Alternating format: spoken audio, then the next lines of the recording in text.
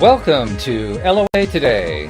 Walt Thiessen and Dark Dry Drew here. It's Thursday, December the 13th, 2018. It's 4 p.m. New York time, 1 p.m. Los Angeles time. In London, it's 9 p.m. and it's approximately midnight, I believe, in Sydney, Australia. So thank you wherever you are listening or watching from around the world, whether you're listening to the recorded version or watching the live stream in the Law of Attraction Changed My Life group on Facebook. We welcome you and we thank you for joining us today. And this is going to be another Q&A session. We are opening the door, so to speak. It's open mic night, Drew. I mean, you're used to that as a comedian, right? Yeah. It's open mic night, and we're going to give people a chance to ask their own questions, and Drew and I will do our best to answer them and see if we can help you get into a better manifesting place. And so to get the whole thing started, first of all, Drew, how you doing? We haven't talked in a week. Are things going well for you? Yeah, it's I actually last time we were talking about Kupo McCluck, and I did make a comic. I think I forgot to email it to you. I emailed that to you today. Really? So yeah, I was very inspired, and I've kind of, to some degree, just remained trying to employ what you're saying about not to think everything out and to just kind of like just start, and that's been good. The health stuff has gotten in the way a little bit, where it'll tank my mood, and then it's harder to remain consistent. But on the days I'm doing well, it's been really great. So I appreciate that. Good for you. Hey, well, congratulations to you for implementing it so successfully. You're the one who deserves the credit. I just gave you a nudge, but you're the one who's doing it.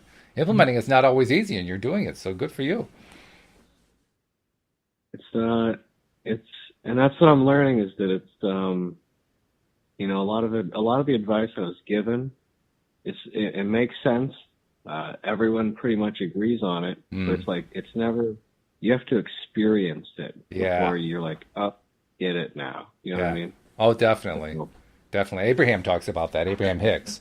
They talk about that a lot, how you really can't learn anything from a book. And that's their generic way of saying you can't really learn it from somebody else. You have to learn it from your own experience. Boy, is that true. I have the benefit. I often joke that I am the best coached person in America because I have all these life coaches as my co-hosts. But the simple fact is, even with all those coaches, I still have to learn it. And then I have to experience it in my life and apply it, and then come back and feed back to them, and they give me more information and so forth. And I've learned a ton from them. Don't get me wrong. I've learned a ton from my co-hosts, particularly the life coaches, but really from all.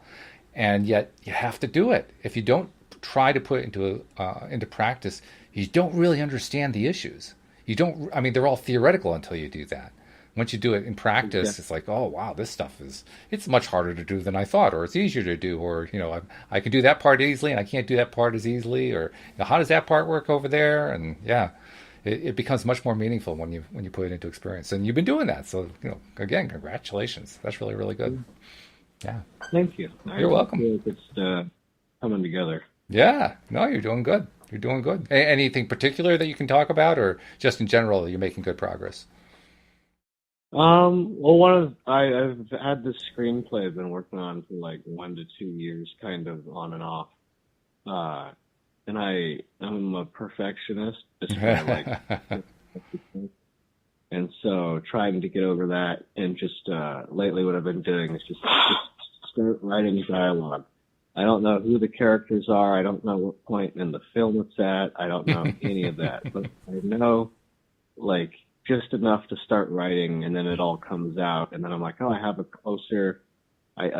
clear idea for where to take the next step. So just kind of like you're saying, where the message becomes clear once you just start doing the artwork, and the message is whatever you're dealing with in your own life comes through in the characters.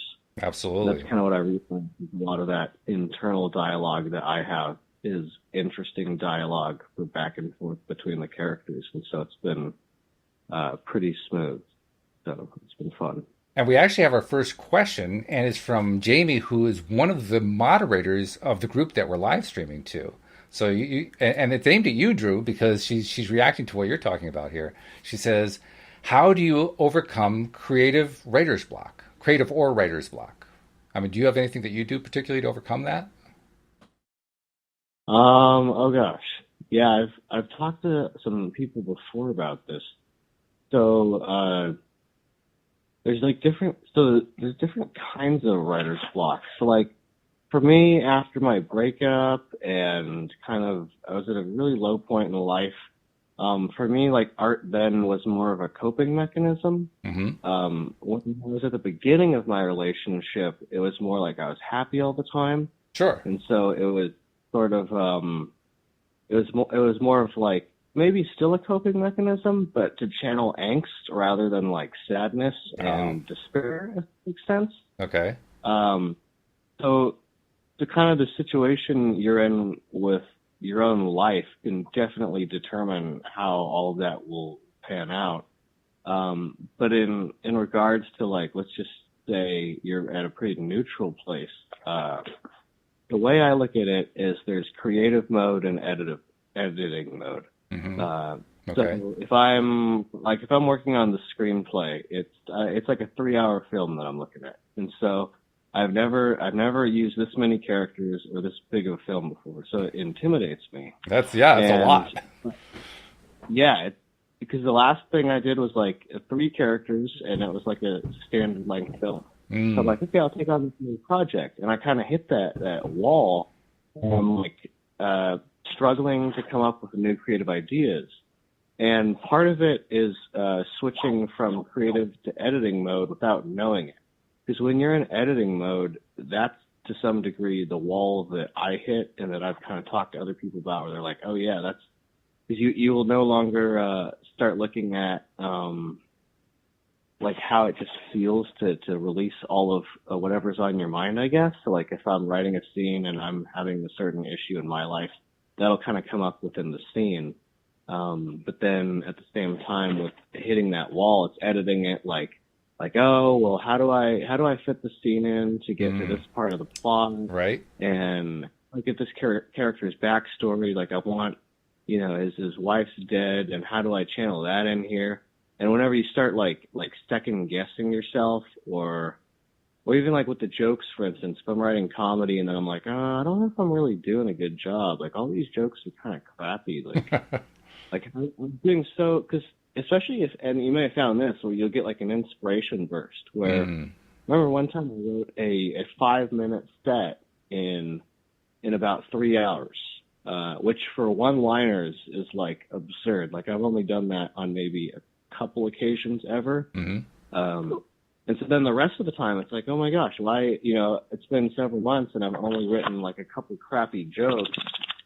And it's kind of that switching into like when you start second guessing everything you're doing, I guess Sure. Oh, it yeah. can kind of kill it. So that would be my, at least, my first answers. I'd be curious to hear what you have. And then if there's a follow-up question, I can try and, I guess, clarify. But for me, Well, that's kind of, to answer the question about how to overcome it, I mean, you described really nicely how it can come up. I mean, and there's a lot of different ways it comes up. But I think basically writer's block or creative block it comes from what you just said, overthinking it. And when we overthink it, we basically block ourselves off from the inspiration that helps us write the good stuff in the first place.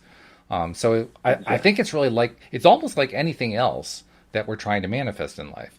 We're trying to get ourselves into a good feeling place, right?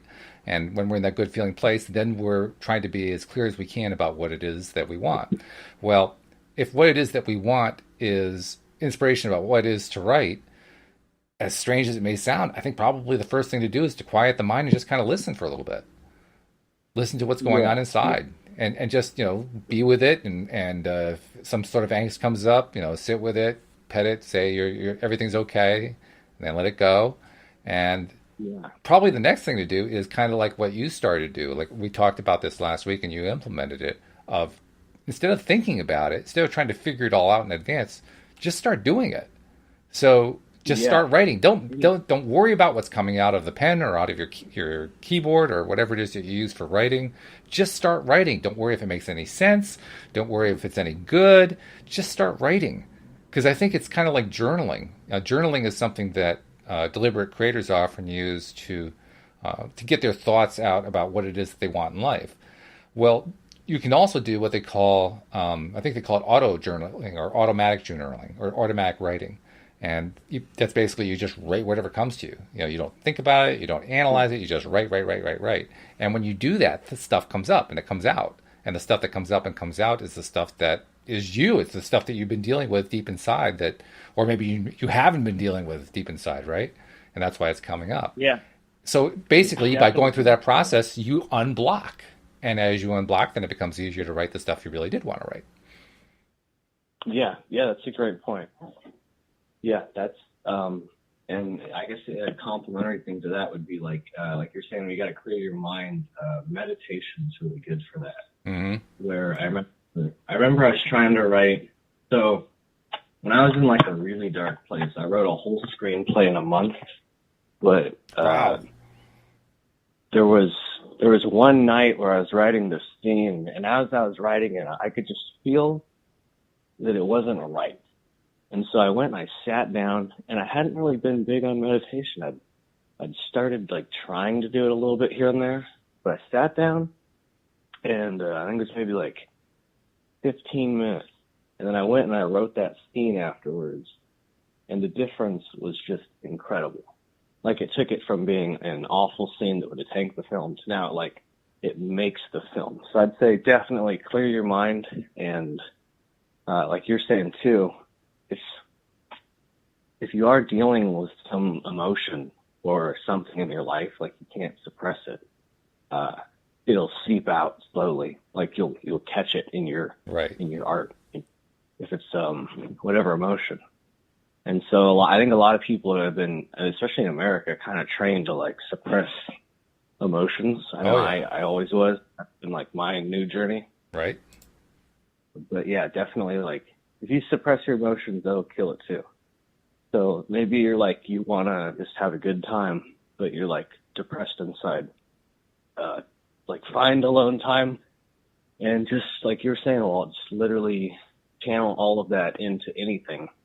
And that was the one that was weird for me is like, I'm trying to write this one screenplay, right? Then I'm like, oh, like I'm not feeling inspiration for that. So just write anything. So what I started with was, a note file on my phone. I just wrote all my thoughts.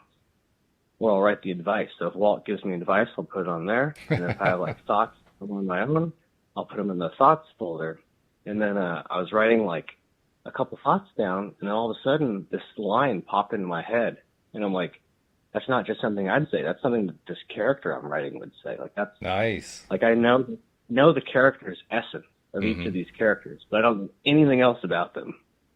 You know. So Yep. then I just wrote like for half hour straight, and then accidentally deleted half of it. I don't know how that happened, and then tried again. It was law of attraction, most likely. The universe was backing up, saying, "Okay, you really don't need that section, so we'll just get rid of it." Yeah, and that happened again the other day where I wrote this huge thing and then it deleted it, and I need to just start writing by hand again. I'm like, what the hell? Like it just like glitched, erased half of it. But I think, like you're saying, it is kind of like it's like go try again. Like you were on the right track, but like go write that part again because you were. It's like you're mining for gold, and you're like, all right, I'll move on to the next section, and the universe is like, no, go back. Yeah. You were so close. And I did, and I went back and I made a few other realizations, and I wrote some lines that I really liked. Then I sent it to, I've been using, for me lately, what's helped is on Reddit, which is a site where you can like talk to people in like Right. a niche community. I'm a INTJ personality type. So like by nature, don't really relate to most people, had to build empathy and emotion. So talking to all those people has helped me understand myself. It's like, oh, I'm not alone. Like, I'm not. All of these feelings aren't like, oh, Drew, like you're a weirdo. It's like, no, that's literally my brain. So that kind of stuff was like a good start. So if you have certain issues in your life, like this group, I think is a great starting place as well. Mm-hmm. Because everyone here is for the same reason, right? We're all like, we want our lives to be better. We're all Right. dealing with different things, come from different backgrounds. But kind of finding that common, like, oh, okay, like here, I've been through this before. I know it's different, but that'll help you. Mm-hmm. And then that kind of stuff can help with the creativity. Because I know that just changing the art form from me writing screenplays to like writing to help other people, or drawing the Cooper McCluck comic. That's Or right. I did some digital art, and I'm working on like a collab with my friend. She's a voice actress. So like switching it up and getting more perspective, Mm-hmm. definitely. That's good. Yeah. The more whenever you enter the abyss, the more you ask a question to yourself, and you have to search around in the fog. And once you clear some of that fog, you'll have your answer, and then a whole bunch of more questions. And so it gets deeper and deeper as you go. But the more you begin to understand yourself, that'll definitely kind of add to the creativity. And then I think the natural thing is that we kind of have the highs and lows in life where you'll hit a plateau or something. And it's like, okay, like let's start re-examining things. And that can also help with kind of getting through the wall or the writer's block, Right. and kind of re-examining, okay, why am I feeling this? Mm-hmm. I mean, there's so much to it. Like this is, it's still all kind of new to me in some regards even. Absolutely. This, by the way, is a Q&A, so if you have any questions about law of attraction or being a deliberate creator or whatever, and you're listening to the live stream on Facebook's Law of Attraction Changed My Life group, by all means, put your questions into the comments section, because we're checking them regularly. I'm checking them as Joy and I are talking here, and we'll include your questions. We're going to include as many questions as we can, hopefully all of them, in the podcast. I saw that Aaliyah said she had a question, so go ahead and post your question, and as soon as you got it posted, I'll be glad to bring that in. Jamie had a follow-up, Drew, to what she wrote. She said, and we kind of addressed it halfway, I think, but we should probably address it all the way. She says, do you have a favorite way to break through into or facilitate creative flow state? And you were kind of talking about that a bit, but I mean, do you have a favorite way? Is there like your favorite preferred method that you use? To do what? To break through when you're trying to facilitate being in that creative flow state. Oh, gosh. I mean, I can tell you what I think as you're thinking about your answer. I can tell you what my answer would be. My answer would be that it's just like anything else in law of attraction. You got to get yourself into the happy feeling place. If you try to, anyone who tries to attract anything when they're not feeling good, the odds of you attracting what it is you actually want are not in your favor. You're much more likely to attract something you don't want because you're not in a good feeling state. But when you're in a good feeling state, that's when you do your best attraction. That's when all the good things start to happen. That's when all the synchronicities happen. That's when life just seems to flow. You're in the groove. You're in the vortex, and so on and so forth. Well, the same thing's going to be true for creative inspiration. You're going to get your best creative inspiration when you're in that happy feeling place. So that would be my answer. Get into the happy feeling place, whatever way you have to do it. And if you haven't developed a series of methods for doing that, then now's the time to start developing them. Although I know Jamie has. Well, Jamie's actually an expert at this, so I'm sure she already has. But I guess, I agree with what you're saying. For me, there's been some different.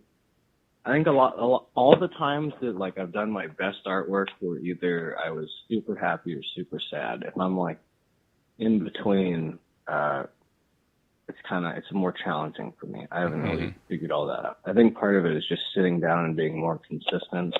Cause every time I do sit down, like the first 10 minutes is just garbage. I imagine, if you imagine like creativity is like a pipeline, and if you don't use it for like one day, it'll get a whole bunch of gunk. You've ever seen like a pipe with all this like nasty stuff in there? You got to like clear it out. And once you clear it out, that's like your first 10 minutes. So if you're like painting, just like do whatever, just like mess around. Yeah. If you're writing like I'm doing, I just kind of like spew random dialogue. And then some of it I'm like, that just doesn't, like that's too modern. Like this screenplay I'm writing's in the 1800s. I can't use that. And that's my brain switching back into editing mode. And it's like, no. Forget about that. Forget about all of the roadblocks. Because I think if you, so if you do meditation and mindfulness, you'll start to realize the roadblocks. And this is for all of life. But, and that Walt and I have talked about that, the negative self-chatter and the mirror exercises and stuff. But in terms of like creativity, I'll have thoughts like, like I can't have all of these characters be like kind of dumb. Like this guy needs to be more like a psychopath. Right. And then I'm trying to like alter the characters' personalities as I'm writing, and I think it's better to just everything you're writing, just to write it all, and then whatever art form, right? Just like crank them all out, whatever you're feeling, and then afterwards, once you're I mean, generally I can go for a few hours. If I have like an insane manic binge, which I'll get, I could be like 6 hours of whatever. But at the end of that, it'll be like, whoa, like I have depleted my energy. Now, some people say go look back like a month later or, you know, plus or minus.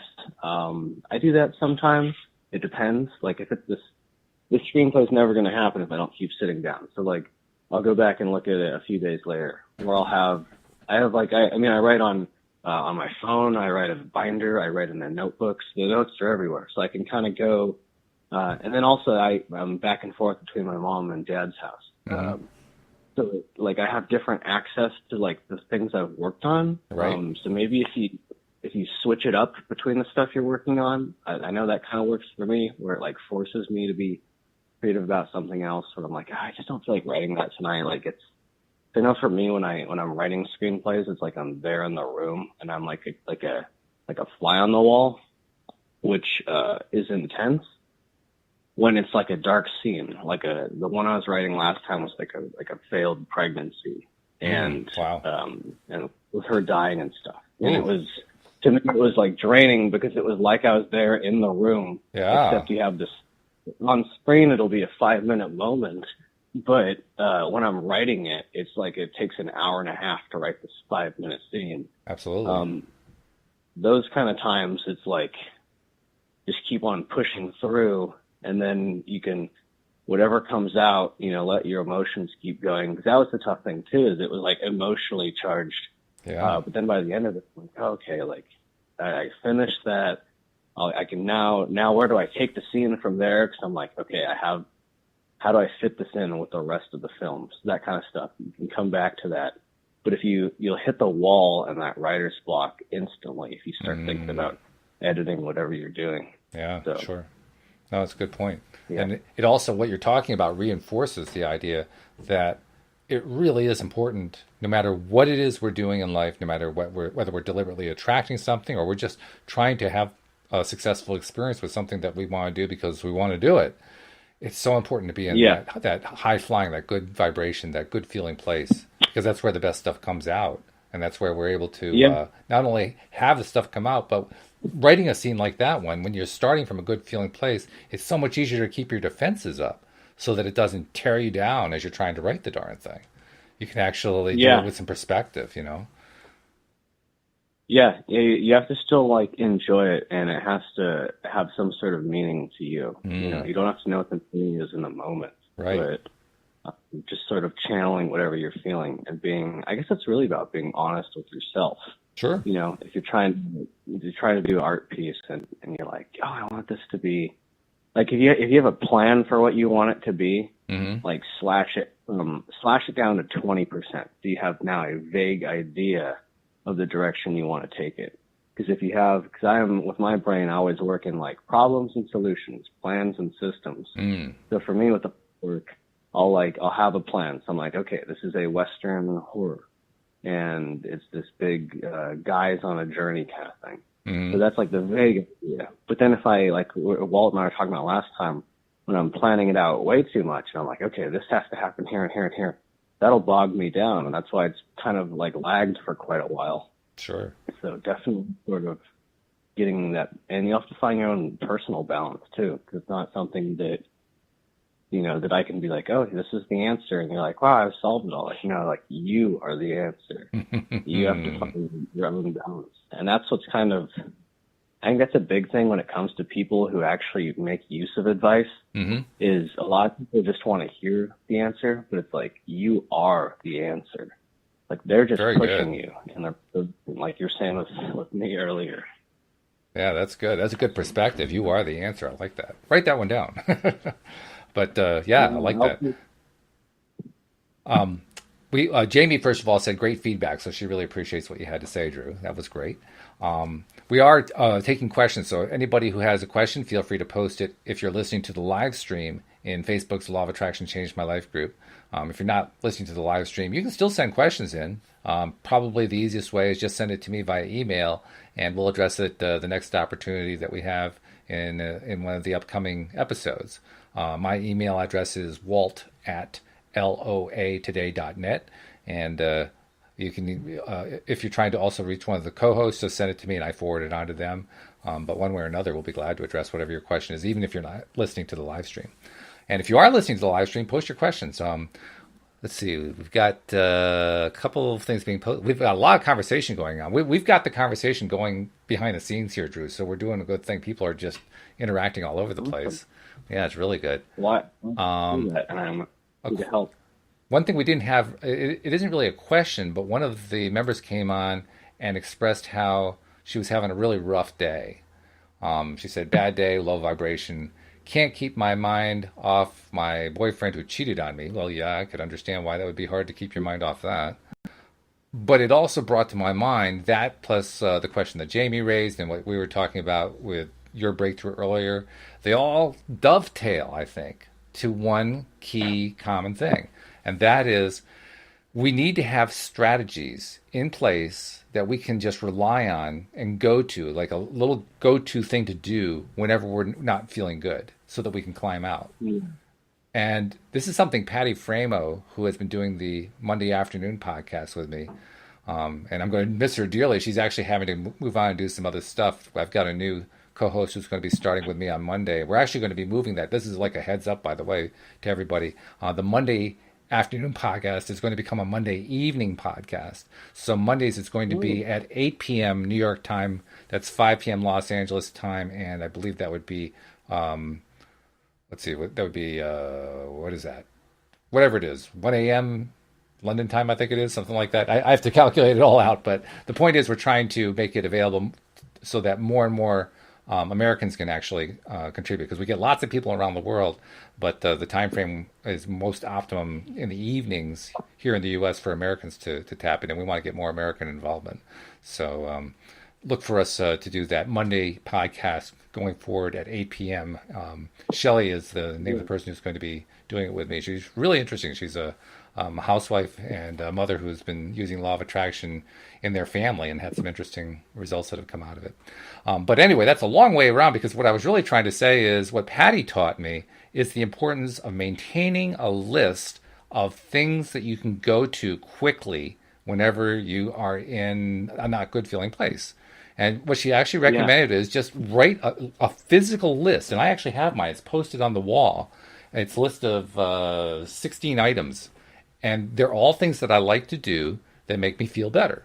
So if I'm depressed, if I'm angry, if I'm frustrated, if I'm feeling overwhelmed, whatever it is, and I recognize that I need to feel better, I go to my list and pick one of the easiest things, whatever looks easiest to me, and just do that activity. It may be just something as simple as taking a walk. That's one of the items on my list. Just take a walk, get out into nature. But something to shake it up, because the one thing you don't want to do is go through your entire day feeling, oh, I'm having such a bad day. Oh, I'm having such a bad day. Oh, I'm having such a bad day. Because that becomes one of those negative spirals and it just gets worse and worse and worse and worse. It's easier when you catch it early and recognize, going down that rabbit hole again, going down that negative spiral, I got to reverse it and go to your list and find something to do.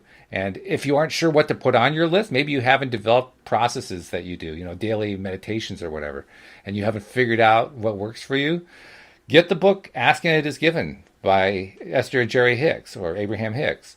That book at the back has a list of 22 processes, as they call them, or exercises, things you can do to improve how you feel. And they even grade them based on, this particular process is good if you're feeling depressed. This particular process is good if you're actually feeling better than that. Maybe you're feeling, just bored or something like that.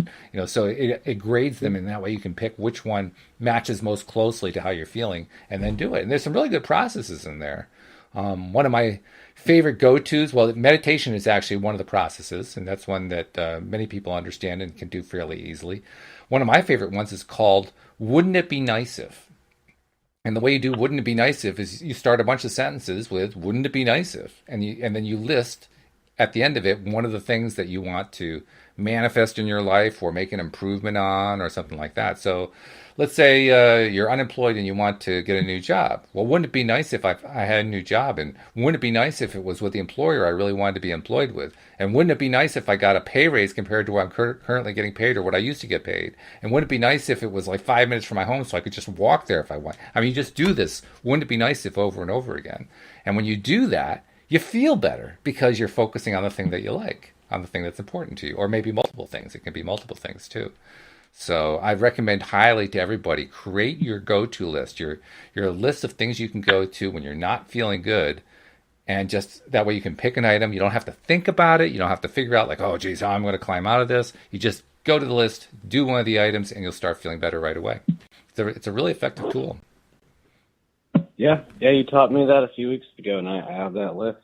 Oh, you did? You made one up. Good for you. Yep. What's your number one on the list? I mean, if you were feeling really, really down right now and you needed to pull yourself out and you went to the list, what would be likely the very first thing you'd pick off your list?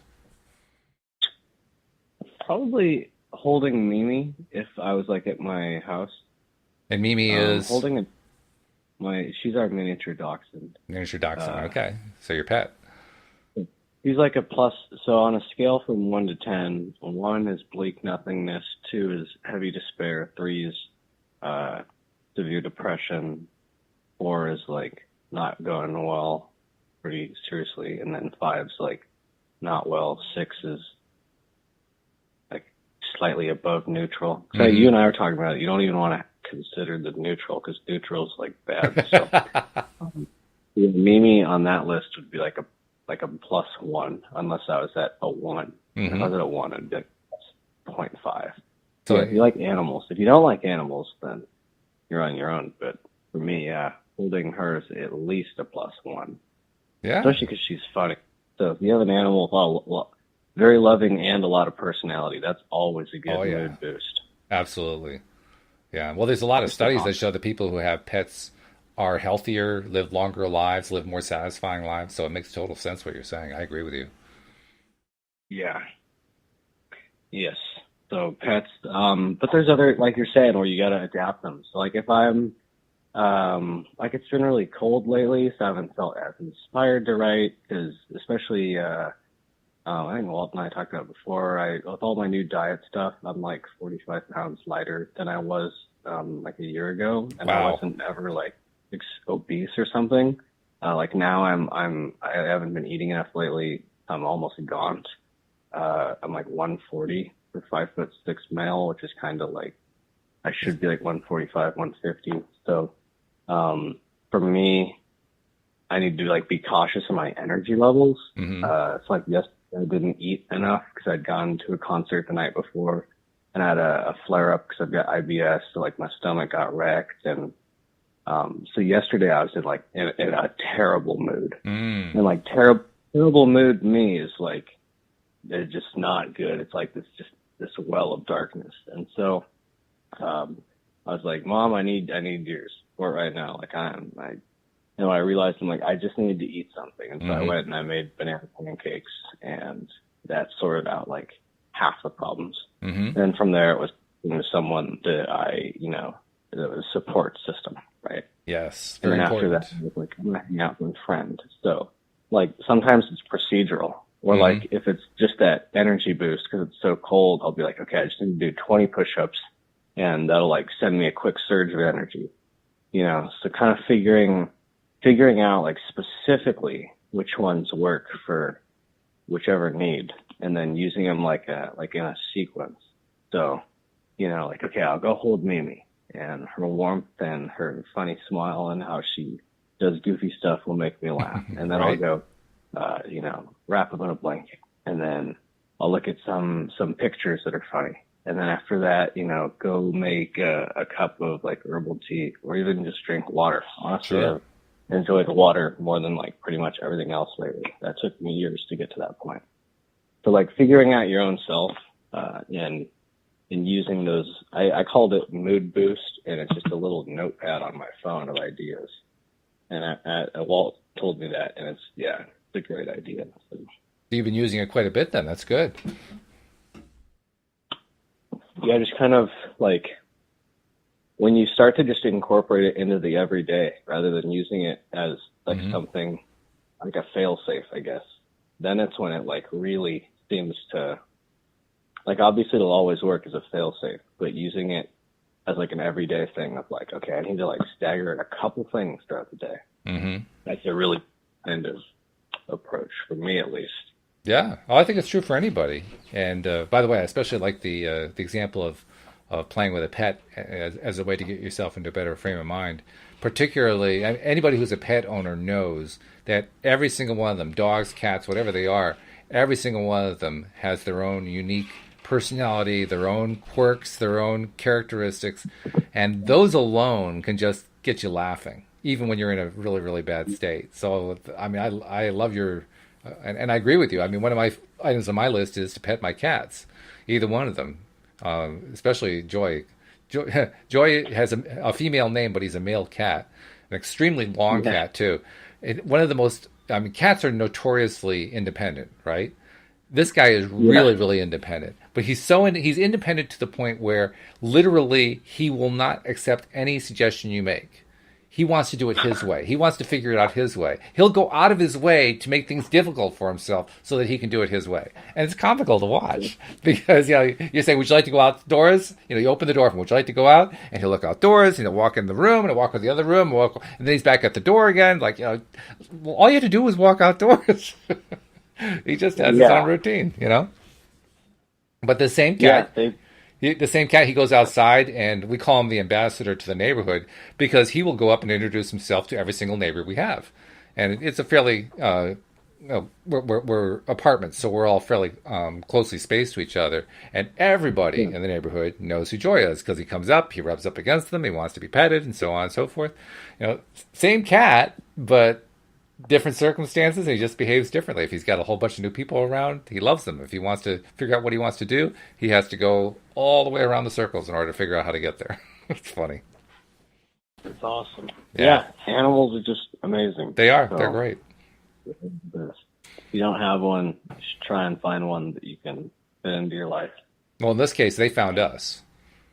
They were abandoned by the people who lived across the street from us. We didn't know, but they were abandoned when that family got evicted from their home. Those and plus 2 other cats. And at the time, this was in Virginia, we inherited 4 cats when we had a lease that said we were not allowed to have any pets at all. So it was a little bit uncomfortable from that perspective. We ended up 2 of them we had to end up leaving behind. We couldn't bring all 4 of them, and those 2 ended up getting adopted out. And then these 2 we brought with us, and it was great. I'm really glad they found us. We've had them for 5 years now, and they've really enriched our lives in immeasurable ways. So, yeah. Yeah. It's totally, because that's something I've been dealing with, where it's like seeing your pets age, and then it can be kind of sad where you're like, wow, they're not going to be here forever. It's better to have them there for any amount of time. Absolutely. You know, than absolutely. Yeah. Especially the abuse out there. I mean, we don't even know how old these cats are. We have no idea. I mean, if I had to guess, I'm guessing they're about 10 years old each. I think we got them when they were about 4 or 5 each. But how do you know? There's no way to know, you know? Yeah. So when you look at it that way, we don't know how long we're going to have them. We don't know what their lifespan should be with us because we don't know how old they were when we got them. So it's all the more reason to do what you suggested. That is, you know, just enjoy them day by day. Everything's always in the now, which is what it is for them anyway. They always live in the now. So, yeah. And that's, I see Mimi, she does whatever she wants, whenever she wants. And I'm like, that isn't half It is. Yeah, it really is. By the way, this is a Q&A. We're encouraging people. We aren't getting a lot of questions, although we've had a couple good ones.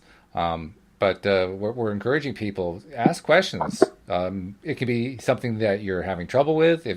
Now, this presumes, of course, you're listening to the live stream. If you're listening to the recording, it's not quite as easy. But if you're listening to the live stream, and we got a number of people listening, I can see it, by all means, ask questions or just share stuff that's going on in your life, that interesting things. Maybe you've manifested something that was really cool, whatever it is, and we'll include it and make it part of the conversation here. But the primary purpose here is this is your opportunity to become a part of the conversation by commenting. So, please do comment because we love it. It makes it so much fun too whenever we get a chance to answer someone else's question and try to help them out a bit because it's fun. It just feels good. You get to help somebody else. So. I also want to make sure I get in the promo announcements before I forget. So let me do that too. If you're not yet a subscriber to the podcast, because this is a podcast that we're recording here, please become one. And it's pretty simple to do. The instructions are in most places where this is posted. If you're in the live stream group, for instance, just look in the description and you will find links for both Apple devices and for Android devices. Just click the one that's appropriate for what kind of device you have, and it'll walk you through the steps of becoming a subscriber. And then, of course, be sure that you listen to the episodes that come through. You'll get notified anytime that we put out a new episode. It'll automatically download to your phone, and just that simple, you'll be a subscriber. And then as you're a subscriber, make sure that you're also letting people know on social media, whether in Facebook or Twitter, Instagram, Reddit, LinkedIn, whatever it is that you use, share the fact that you're listening, because other people need to get their daily doses of happy too. Our goal is really to make the whole world happy. And that sounds like a strange goal. Well, it sounds like a nice goal in one sense, but it sounds like a strange goal from an LOA perspective until you realize that all of our best manifesting happens when we're in our happiest place. Well, our theory is if we can get the whole world feeling happy, we're going to have an amazing world because people are going to be manifesting stuff left and right. It's going to be just incredible. And, so that's the goal. So please share with other people so they can get that same advantage that you got when somebody shared with you, because that's probably what happened. Somebody shared with you, you saw a post that somebody else put in and discovered the Law of Attraction LOA Today podcast that we're doing. So, please continue to share because that sharing makes all the difference in the world. So let's see. What do we have from... beginner books. People are asking. January's asking about beginner books about the Law of Attraction. Yeah, that's a good question. I don't know did you have any particular favorites that you like, Joel? Sorry, Drew. I talked to Joel this morning. Favorites for what? Learning Law of Attraction, learning how to be a deliberate creator, learning how to manifest what you want to manifest in your life. Well, so I was really negative for a period of time a few months ago. Just graduated college, was still coming to grips with the end of my relationship, still kind of am. Best friend moved to Europe. All my other friends at the end of college, they all moved back to where they came from. So I come back home. Most of my friends that I came back home to changed. The ones that I'm seeing now, which are about 2 people, have matured greatly. The rest kind of not so much. They kind of went backwards almost, were more homophobic, racist, a lot of that kind of stuff. Wow. So I for me, it was like, I'm not going to be, I remember because my mom broke down one day and she was crying. I said, I can't be around you if you're going to be like this. You're becoming toxic. And so I need to pull myself together. I need to fix this. And that's around the time that I found Walt and all this stuff.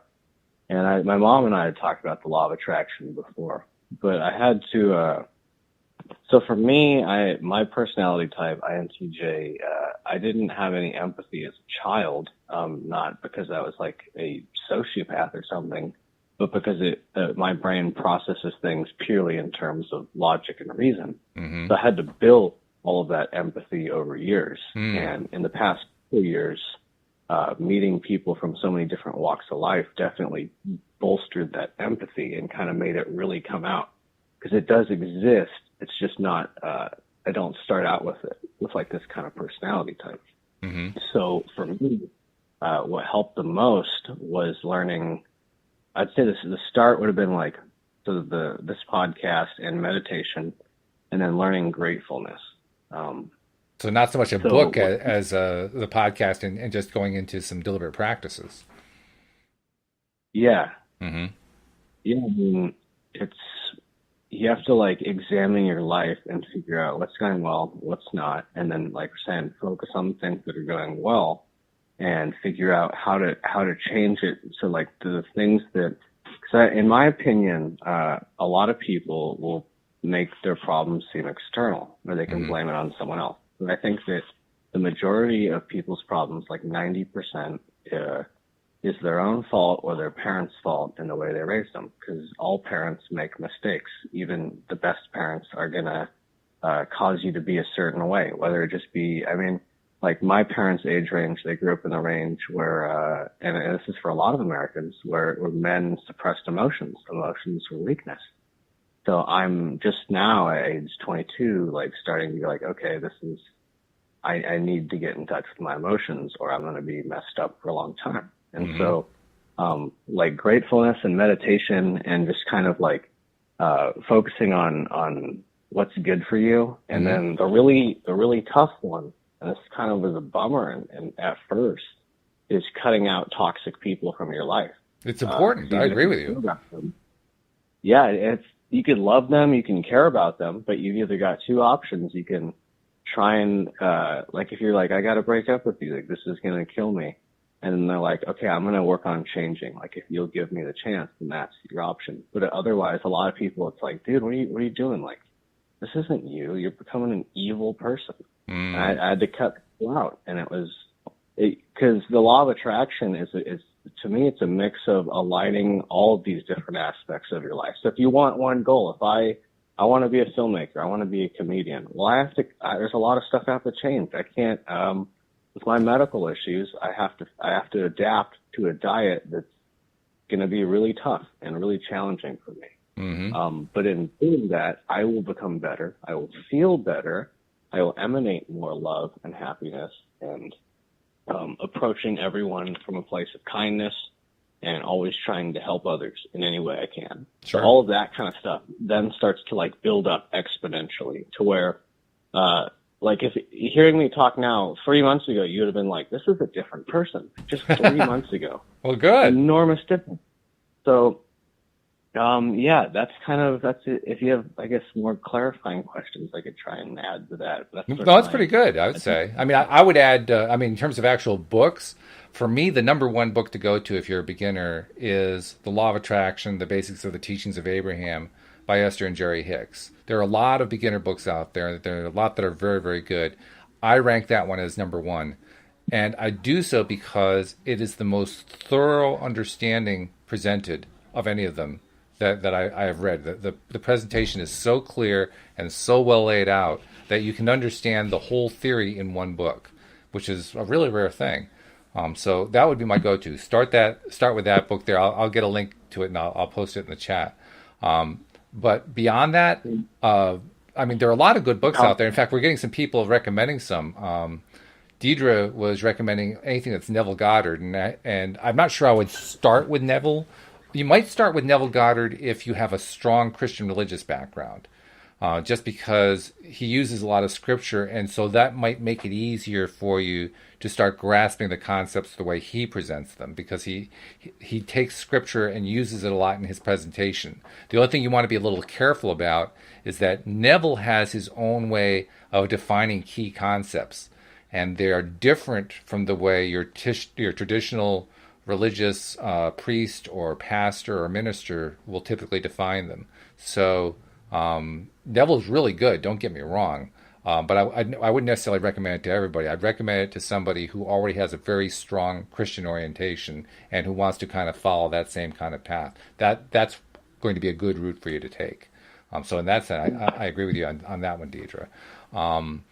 Nasha was suggesting As a Man Thinketh by James Allen, and she also mentioned Jack Canfield, who has a number of different books. I'm not sure which book she was recommending for him.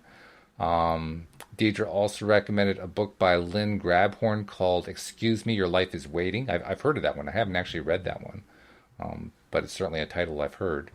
So there are a lot of good books out there, for sure, and a number of them are good beginner books. The Secret, that's where a lot of people start.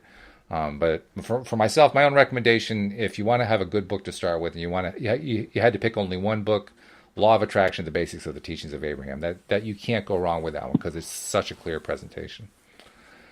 And let's see. Oh, and Jamie had a follow-up. She was following up about the questions we were answering before regarding writing and writer's block and so forth. Her latest questions, she had two of them. How much time, Drew, do you usually spend creating in any specific genre, and how frequently do you switch genres? Is this change inspired by your state of mind? Oh gosh. Uh, so like when I was in my relationship was second year of college, so about 2.5 years ago. I was doing tons of stand-up comedy because at that point in my life, that was what I needed, and that was kind of the way that I cope in the world. Like every For me, like creativity has been my essence since I was a kid. A lot of my friends stopped playing with toys early on. I was always playing with toys up until like seventh grade. Wow, Only really? then because of that peer pressure. Because to me, I'd see a film and then I'd go home and I'd get out my toys and I'd like write my own films based on that film. So I never really realized this until recently that I've always been super into filmmaking. But like in high school, it was Breaking Bad, and then the Coen brother films inspired me to get into writing, and so I was writing a novel, Mm. and I was doing that, and I was writing all the time, and then something will come into your life and just like it beat the crap out of you. And for me, that was school and a bunch of other stuff, and then that got kind of tanked, and I didn't finish the novel, but I wrote 70 pages, and then the next year I felt that I really want to go back and do that again. So I picked it up, and I think I wrote like another 70 pages in a month as like a 10th grader, which was pretty good considering I'd never done that before. But then it kind of fades, and then I got into art, and I was drawing a bunch, and I was drawing every single day. Wow. But I wasn't like I've always been like self-taught in pretty much all the art forms, which is good and bad. I'd say that it's bad because okay. So at UC Davis, I took art classes, and my opinion of art is you can't teach art. You can teach technique. You have to become an artist yourself. And I think that some people just are or aren't. Something like being a deliberate creator. You have to experience it. You have to just do it. Yeah, and it's in college the problem I saw was that you get I made this short film. And I used the color red a lot in it, and the film was kind of me handling my depression and stuff at that time. And this chick in the class who she was a curator for some of the galleries, and she was like high up in the art department, and she's like, you can't use red for depression, blue's for depression. And to me, that symbolizes the entire like academic mindset of art. Yeah. And so when you rely on, say, books or tutorials or like a teacher, they'll teach you techniques, but you have to like be careful of they'll be putting up roadblocks essentially, which are walls against your creativity. And I don't think most people realize that. And that's True. to some degree why a lot of art is pretty average or like generic, but there's like kind of a lot of the same themes across the board. Which is partly that like you have to be able to relate to everyone. So if it's too like niche or esoteric or something that like no one's gonna get it. They're like, what the hell is this weird abstract painting of triangles and squares? I don't feel anything from that. To the point where it's like you kind of wonder even if the artist knows what they're doing, and the piece itself doesn't know what it is. Oh, so yeah. You look at it, you don't feel anything but confusion because that's how the piece feels. The piece is like, I don't know what I am. Mm-hmm. So all of this kind of stuff will factor into to where you're at now. So I don't know what age you are or like what your artistic background or whatever it is, but kind of like sometimes it helps to have a fresh start, to forget about like a lot of people say you got to know the rules before you break them, but I don't think so. If you just like Tarantino talked about this. He's like, if you love films, if you truly, with all your heart, love films, and you put all your effort into it, you can't help but make a good film. Now, of course, in the stuff that I've done, I've learned so much I've only done like a handful, maybe like 6 film projects that are like short films. But each time they turn out, because a lot of people be like, oh, that sucked. Like, why would you do a minute and 40 shot for that one thing? But to us, it was like, no, this is exactly what we wanted. We learned so much from all this, and then it'll like carry on to the next project. So like in that project, we were super passionate and into it, and we shot in like 6 different days. On the other one, it was like I wasn't feeling as passionate about it. It was only a 1-minute short film, but I kind of like, it was a really simple idea, so I figured I'd wing it. But then my friend wanted to like do the whole storyboard and all the stuff. So with collabing, that can also change too. Where like, okay, he's going like really hardcore right now. Then when I got there on set, when we're shooting, that's when I was like in my creative hardcore mode. Where I'm like, okay, like we're doing the shot. And then into editing, like I edited, for me, I don't like to leave things unfinished, and I have kind of a binge personality, so I edited for like 5 hours straight. I just wanted to get it out of the way as fast as possible. But then you got to then switch into that, because editing is still creative mode, which just sounds odd for film, but because it's I guess a lot of people don't really understand how much work film takes until you get into it, and I say that from experience because I'm like, oh god, this is so much harder than I ever thought. Yeah. You know, and hours so, and hours. Learning to switch. So even in editing, I'm in creative mode, but then after I got to switch back to editing mode before the editing, where I'm like, okay, like this doesn't look right. This is like interrupting the flow. This actually is a continuity error. This cut, and then sometimes and this is what's frustrating, and you kind of have to just accept this more as like, one, your art's never finished. It's always, because art's alive. It's like this entity, and you keep adding to it and taking from it, and it's sort of this like balance. But more so accepting that. To me, I'll feel when the piece is done is when I feel peace, if that makes sense. So Yeah. I'll be like, no, this is complete. And then when you give yourself some time and maybe switch to another one. So like after the podcast last time, I drew for like an hour maybe, and then I planned out for like a half hour. I wrote just like heaps of dialogue for Cooper McCluck, and there's basically my plan for it was this he's stranded in limbo basically. And so it's all of these like existential thoughts and philosophical questions. And so that was fun for like 2 hours, and then I can kind of set it aside, but I can hop back to that. So like if this, when I wrote the failed pregnancy scene, that was like an hour and a half. Or when I wrote the bridge scene on my other screen, that was like 6 hours. So it's always changing in terms of like how much effort's going into it or how much inspiration.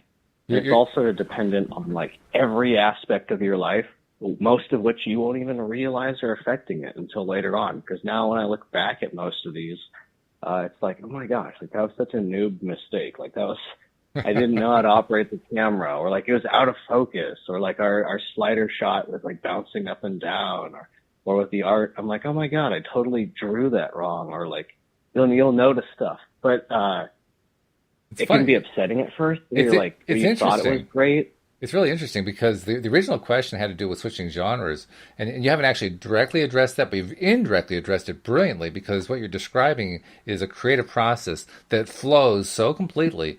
I mean, limiting yourself to a genre would be too limiting. You just go wherever you need to go with it. You don't think about it in terms of a genre or a particular set piece or something like that. You just go with where the emotion's taking you and let it turn into whatever it is.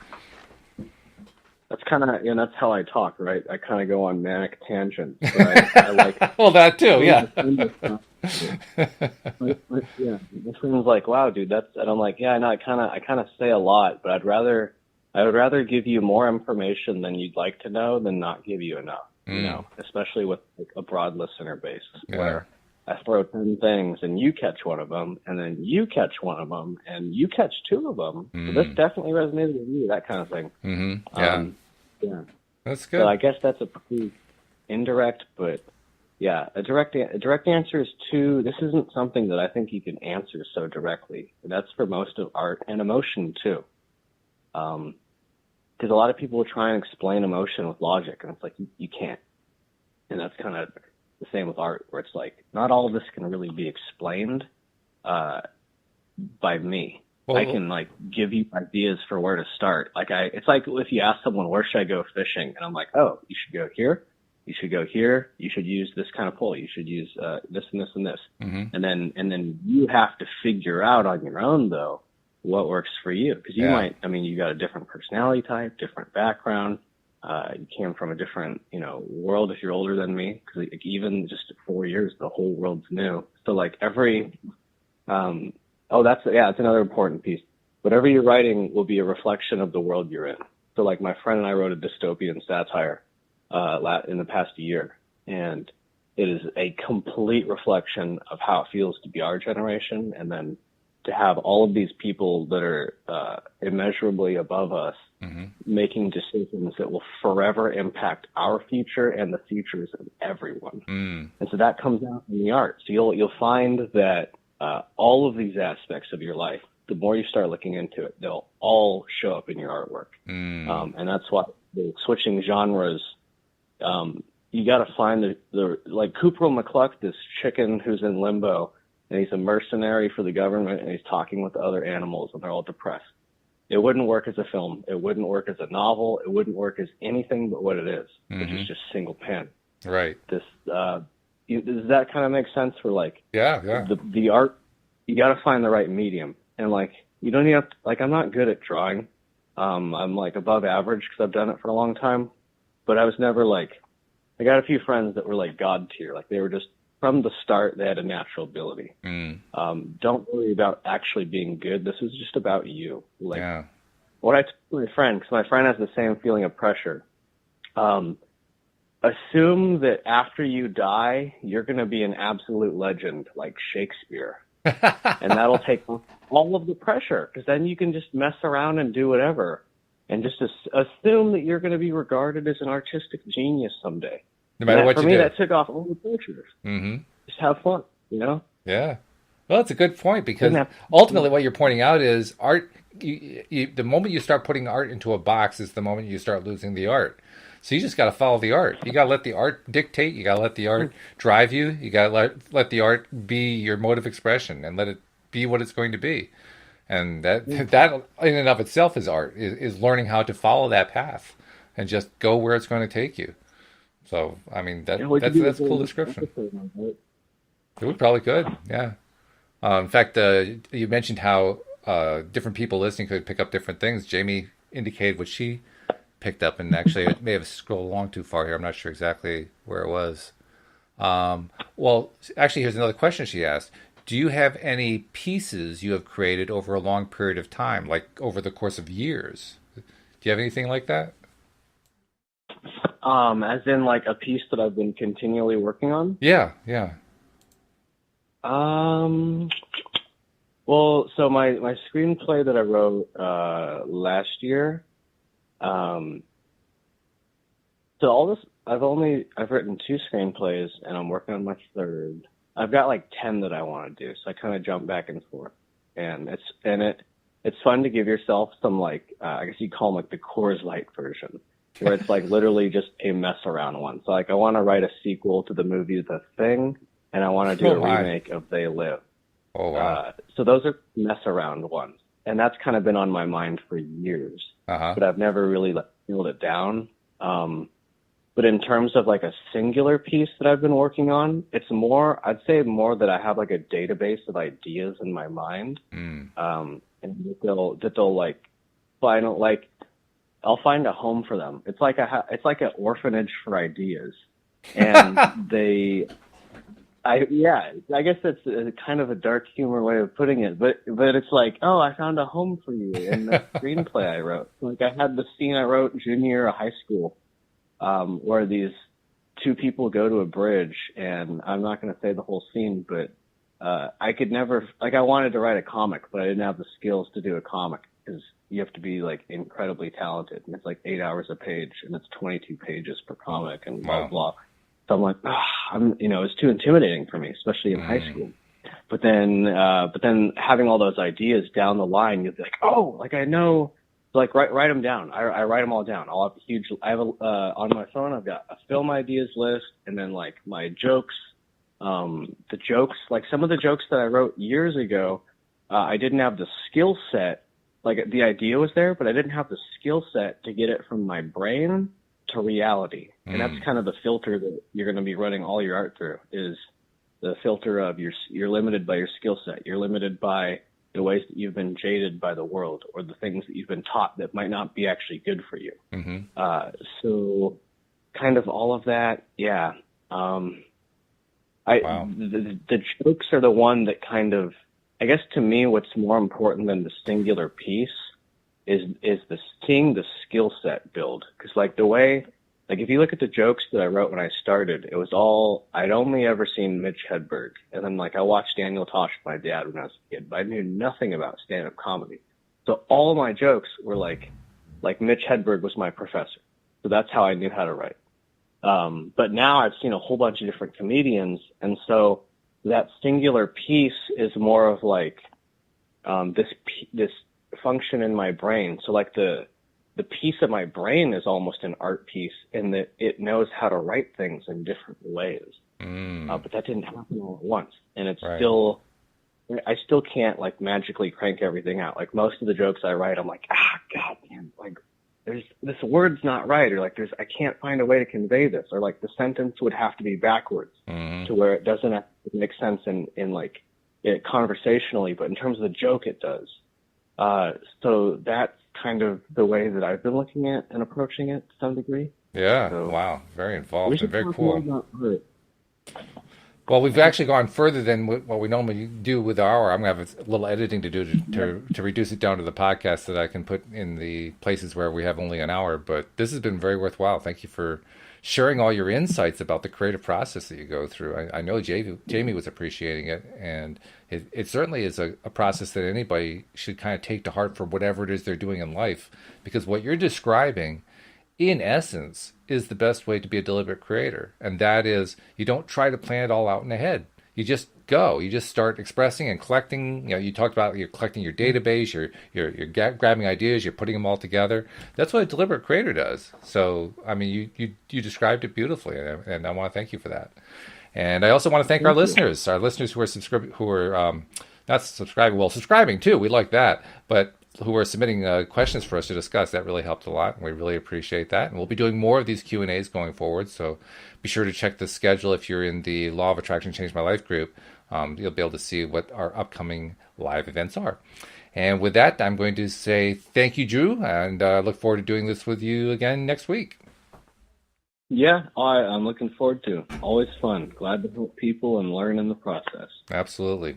And I feel the same way. We hope that you'll join us as well next time here on LOA Today. Goodbye, everybody.